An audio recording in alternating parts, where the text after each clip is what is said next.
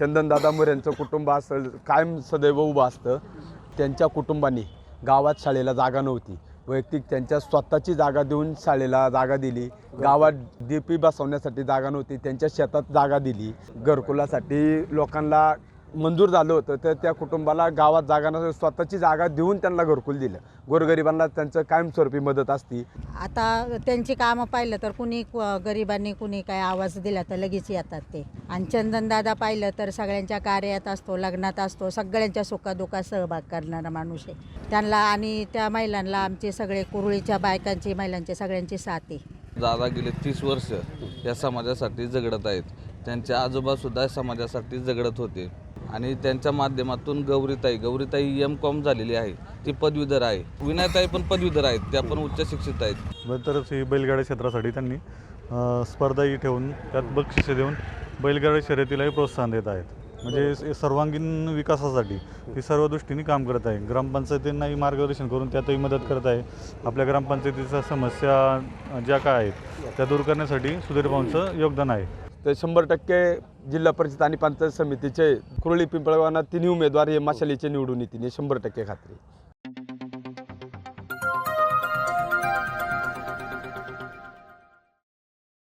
नमस्कार, नवमहाराष्ट्र नेटवर्कमध्ये आपलं सर्वप्रथम स्वागत आहे। सध्या आज आपण पाहतोय जिल्हा परिषदेच्या निवडणुकीचं बिगुल वाजलंय।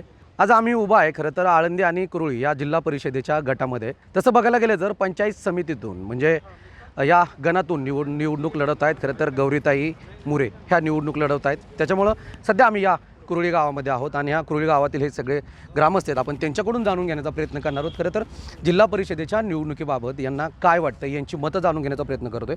माझ्यासोबत नागरिक आहेत। काका काय वाटतं बरं, सध्या इकडून गणातून गौरीताई आहेत, खरं तर इकडं विनयताई मुंगसे आहेत। सुधीर भाऊ मुंगसे यांचं काम कसं आहे बरं या गावांमध्ये? चांगलं आहे, चांगलं आहे। काय वाटतं बरं, सुखदुःखात हे सगळे सहभागी होतात, उभं राहतात। शेतकऱ्यांना इथं चांगल्या प्रकारे मदत होते का त्यांच्यामध्ये? हो, करतात ना। काय वाटतं मग नागरिकांनी काय लक्षात घेऊन मतदान केलं पाहिजे? त्यांनाच केलं पाहिजे मतदान। का बरं? ते सुखदुःखात उभे राहतात, ते हां, काम होतात का इथली? होतात ना। होतात का मग? हो, खरं तर म्हणजे शिवसेनेचा हा बालेकिल्ला म्हणून ओळखला जातो खरं तर इथं। आणि दुसरी गोष्ट हां, आहे का? बोला बोला। ते चंदनताईचे वडील आहेत ना, बरं त्यांचे आजोबा बरं घामाजी मुरे, बरं। त्यांनी आहे ना 35 वर्ष इथं आहे ना सरपंच केलेली बिनविरोध। बापरे, त्यांचं अस्तित्व चांगलं आहे, फार मोठं आहे। त्यांनी आहे ना गावासाठी आहे ना त्यांचं स्वतःचं इंजिन विकून गावचं आहे ना त्यांनी हे भरलेलं आहे, लाईट बिल। अशी माणसं आहेत ती। बरोबर, म्हणजे अशा माणसाला सुद्धा मतदान केलंच पाहिजे। सर्वसामान्य नागरिकाशी हे सगळे झटणारे सुखदुःखात येणारा माणूस आहे सुखदुःखात तो. येणारे हो. माणूस आहे। खरं तर म्हणजे तसं जर बघायला जर गेलं तर शिवसेनेचा हा बालेकिल्ला असं म्हटलं जातं, कारण स्वर्गीय या ठिकाणी जसं जर बघितलं तर म्हणजे गोरेसाहेब होते, खरं तर आता बाबाजी काळे हे आमदार होते, सुरेशभाऊ गोरे होते, म्हणजे हे खरं तर दोन्ही आमदार इथले होऊन गेलेत। काय वाटतं सध्या आता या ठिकाणी, सध्या आता हे उद्धव बाळासाहेब ठाकरे गटातून सध्या आता मशालीच्या चिन्हावरती ही निवडणूक लढवत आहेत, खरं तर सुधीर भाऊंचं काम कसं आहे बरं या भागात? एक नंबर आहे, सुधीर भाऊंचं काम एक नंबर आहे। काय मी वेळेला वेळ देतात नाही येऊन आम्हाला। बरं, चंदनदादा तर त्याच्यापेक्षा अजून चांगलं काम आहे गावात। नक्कीच। हां, कधी पण निम्म्या रात्री जरी फोन केला तरी ते येतात कधी पण। नक्कीच। हां, काय कोणतं वाटतं? काम असलं तरी येतात ते। नक्कीच। हां, मग काय वाटतं बरं नेमकं, म्हणजे नागरिकांनी सुद्धा काय लक्षात घेऊन मतदान केलं पाहिजे? नागरिकांनी दादालाच हे काय मतदान केलं पाहिजे। का बरं? दादाचं काम तसं आहे ना, काय काम आहे त्यांचे? भरपूर काही काम त्यांना कधी फोन करा, कोणचं काम ते असं सांगितलं की लगेच करतात। निश्चित। खरं तर हे सगळे नागरिक आहेत, आपण त्यांच्याकडून जाणून घेण्याचा प्रयत्न करतोय। काकू काय वाटतंय, सध्या आता जिल्हा परिषदेच्या निवडणूक आहेत, कोण उभं आहे बरं तुमच्या ह्या गटातून? गौरीताई मुरे आणि विनय मुंगसे। विनयताई मुंगसे। हो, सुधीर मुंगसेंचं काम कसं आहे? खूप छान आहे। काय वाटतं मग त्यांच्या आता- कुटुंबाला ही संधी मिळेल का? हो, मिळणार हं? मिळणार। काय काम आहेत त्यांची या गावांमध्ये? आता त्यांची कामं पाहिलं तर कुणी गरिबांनी कुणी काय आवाज दिला तर लगेच येतात ते म्हणजे असे एवढे हे नाही आहे, चांगले माणूस आहे। बरं, आणि चंदनदादा पाहिलं तर सगळ्यांच्या कार्यात असतो, लग्नात असतो, सगळ्यांच्या सुखादुखात सहभाग करणारा माणूस आहे। कधी कुणाचं कार्य चुकवलं नाही त्यांनी बरोबर। त्यांना। आणि त्या महिलांना आमचे सगळे कुरुळीच्या बायकांची महिलांची सगळ्यांची साथ आहे। आम्ही साथ देणार बी आहे आणि हाय साथ। निश्चित. हो. खरं तर तुम्ही सुद्धा तरुण आहात, तुम्हाला देखील मतदानाचा हक्क आहे. खरं तर लोकशाहीच्या त्या विजयामध्ये तुम्ही सुद्धा सहभागी होणार आहात, तुम्ही सुद्धा मतदान करणार आहात. काय बघून तुम्ही मतदान करणार आहात, कशा पद्धतीने तुम्हाला नेतृत्व करणार या ठिकाणी जिल्हा परिषदेवरती हवा आहे बरं? सुधीर भाऊंचं काम म्हणजे दिवाळीच्या काळामध्ये जे गरीब कुटुंब होते त्यांना शिधा वाटप त्यांनी केलेला होता. त्याच्यानंतर कोरोना काळ. करोना काळात पण त्यांनी घरोघरी किट वाटप म्हणा विविध उपक्रम राबवलेत ना त्यांनी. राबवलेत आणि महिलांना त्यांनी उज्जैनच्या मार्फत देवदर्शन यात्रा आणि चंदनदादांनी पण देवदर्शनच्या मार्फत महिलांना त्या यात्रा घडून आलेल्या आहेत. आणि दादांच्या बाबतीत दुसरं काम म्हणलं तर दादा गेले 30 वर्ष या समाजासाठी झगडत आहेत. त्यांचे आजोबासुद्धा समाजासाठी झगडत होते. म्हणजे असं एक परिणाम म्हणता येईल की चंदनदादाचं कुटुंबच या समाजासाठी जन्माला आलेलं आहे. आणि त्यांच्या माध्यमातून गौरीताई M.Com झालेली आहे, ती पदवीधर आहे.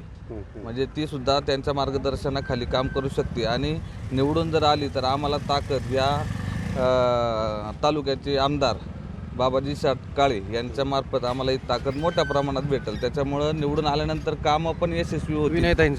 विनयताई पण पदवीधर आहेत, त्या पण उच्च शिक्षित आहेत. आणि त्यांचे वडील आमदार विलास लांडे यांच्या त्या मुलगी आहेत. खरं तर म्हणजे आपल्या गावातला त्यामुळे उच्च शिक्षित असा जो कोणी उमेदवार असेल त्याच्या पाठीशी जर आपण खंबीरपणे जर उभा जर राहिलं तर तळागाळातले प्रश्न आहेत खरं तर त्यांना माहिती पडतात. त्यामुळे विकासाला चांगल्या पद्धतीने विकास होऊ शकतो. त्याच्यामुळेच आम्ही म्हणतो शिकलेले आहेत, अनपढ नाहीत. म्हणजे पैसे आहेत मग त्यांच्या मागं जायचं असं काही नाही. त्यांची कामाची पावती निवडून दिल्यानंतर जनतेला हमखास दिसेल ही आम्हाला गॅरंटी आहे. नक्कीच मशाल पेटेल. मशाल मोठ्या प्रमाणात पेटेल. आणि मशाल ZP आळंदी गटातच नाही तर तालुक्यात पेटेल. नक्कीच. खरं तर हे नागरिक आहेत, रोखोक मत मांडतायत. आपण त्यांच्याकडून जाणून घेण्याचा प्रयत्न करतोय. तुम्ही देखील वर्षानुवर्ष इथं राहताय. इथल्या जिल्हा परिषदेच्या गटातून सध्या आता जे निवडणूक लढवत आहेत, काय वाटतं? खरं पाहता जिल्हा परिषदेसाठी सुधीर भाऊ आणि त्यांचे कुटुंब वर्षानुवर्ष काम करत आहेत. सुधीर भाऊच्या बंधू सोमनाथ शेटमुंगसे हे गेले साधारण 20 वर्षापासून आपल्या तालुक्याच्या नेतृत्वात काम करत आहे आणि ह्या गटासाठी आपले वेळ देत आहे. तर ते सर्वांच्या सुखदुःखात काम येत आहे आणि सर्वांच्या कामालाही मदत येत आहे. सुधीर भाऊ मी सेवेकरी फाउंडेशनच्या माध्यमाने सर्व गोरगरिबांच्या मदत करत आहेत. शिक्षणासाठी मदत करत आहे, आरोग्य शिबिर घेऊन त्यात मदत करत आहे. परत जर कोणी हॉस्पिटलला असेल त्याची जर खर्च करण्याची तयारी नसेल तर मी सेवेकरी फाउंडेशनच्या माध्यमाने ते त्यांना गोरगरिबांना मदत करत आहे. परत गरीब विद्यार्थ्यांना शिक्षणासाठी मदत करत आहे. असं सुधीर भाऊंचं काम आहे. तर ही बैलगाड्या क्षेत्रासाठी त्यांनी स्पर्धाही ठेवून त्यात बक्षिसे देऊन बैलगाड्या शर्यतीलाही प्रोत्साहन देत आहेत. म्हणजे सर्वांगीण विकासासाठी ही सर्व दृष्टीने काम करत आहे. ग्रामपंचायतींनाही मार्गदर्शन करून त्यातही मदत करत आहे. आपल्या ग्रामपंचायतीच्या समस्या ज्या काय आहेत त्या दूर करण्यासाठी सुधीर भाऊंचं योगदान आहे. नक्कीच. हो. मग आता नागरिकांनी सुद्धा लक्षात घेतलं पाहिजे की बाबा आपल्यासाठी झटणारा कोणी. हा, नागरिकांनी लक्षात घेतलं पाहिजे की बाबा आज आपल्याकडे पैसे आहे म्हणून आपल्याला उमेदवारी मिळून आपण उद्या लगेच रिंगणात आलेला असा उमेदवारपेक्षा जो वर्षानुवर्ष ज्यांची घरांची परंपरा आहे काम करण्याची अशी लोक समाजात असणं गरजेचं आहे. फक्त आज येऊन उद्याच्याला मी उमेदवार आहे असं नाही झालं पाहिजे. जर जे कायम काम करतात अशाच माणसांना योगदान मिळालं पाहिजे. खरं तर तसं बघायला जर गेलं तर म्हणजे सुधीरभाऊ मुंगसे यांची गेल्या कित्येक वर्षापासून या प्रभागातल्या नागरिकांशी जोडलेली नाळ आणि प्रभागातले या गावातील केलेला जो विकास आहे खरं तर सध्या आता नागरिक सांगताना आपल्याला पाहायला मिळून येतात. त्यामुळे निश्चितच सुधीरभाऊ मुंगसे यांना खरं तर या जिल्हा परिषदेच्या निवडणुकीमध्ये जे आहे ते आळंदी आणि कुरोळी या गटामधून जो आहे तो मोठा पाठिंबा मिळतोय. नागरिक आहेत माझ्यासोबत. बाबा काय वाटतं बरं म्हणजे सुधीरभाऊ मुंगसे यांचं काम कसं आहे बरं? मी सोशल फाउंडेशन त्यांची एक संस्था आहे. त्यांच्यामार्फत त्यांनी इथं विविध प्रकारचे हितच नाही पूर्ण तालुक्यामध्ये त्यांचं नाव आहे आणि त्यांना त्यामार्फत भरपूर वारकरी संस्था आळंदीतले विविध प्रकारचे धर्मशाळा आहे तिथले वारकरी आणि जे गोरगरीब आहे प्रत्येक गावामध्ये त्यांना प्रत्येकाला गरजू लोकांना जे जे संकटी जे मदत लागेल ती त्यांनी क्षणात पुरवलेली. ज्यावेळेस कोरोना होतं त्या टायमात बी पुरवलेली.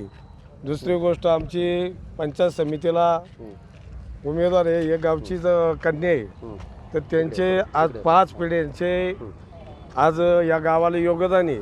त्यांच्या आजोबा पंजोबापासून तर या गावामध्ये त्यांनी असं गोरगरीब जे आपण म्हणतो गावचे 12 बलुतेदार किंवा इतर गरीबात गरीब यांना त्यांना आर्थिक सहकार्य केलेलं आहे. आणि चंदन दादा आहे जे गौरीताईचे वडील, यांचा स्वभाव खूप चांगला आहे. कुणी किती दुश्मन असू द्या, कुणी त्यांच्याबद्दल कसला बोलू द्या, पण ती व्यक्ती अशी की कुणाबद्दलही आत्तापर्यंत वाईट शब्द कधी काढलेला नाही. आणि हे त्यांच्या पंजोबापासून आहे, ती वाईट इतर कधी चांगल्या माणसांची खरं तर राजकारणामध्ये गरज आहे का मग? चांगला माणूस म्हणजे चांगलंच माणूस आहे. आज त्यांच्या शब्दाला किंमत आहे. त्यांच्या पंजाबापासून हे ते कधी वाईट वागले नाही, वाईट वागत बी नाहीत, कपट कारस्थान बी नाही. त्यांच्यापुढे त्यांच्या किती विरोधातल्या माणसाचं नाव घ्या, पण ते आदराने बोलतात.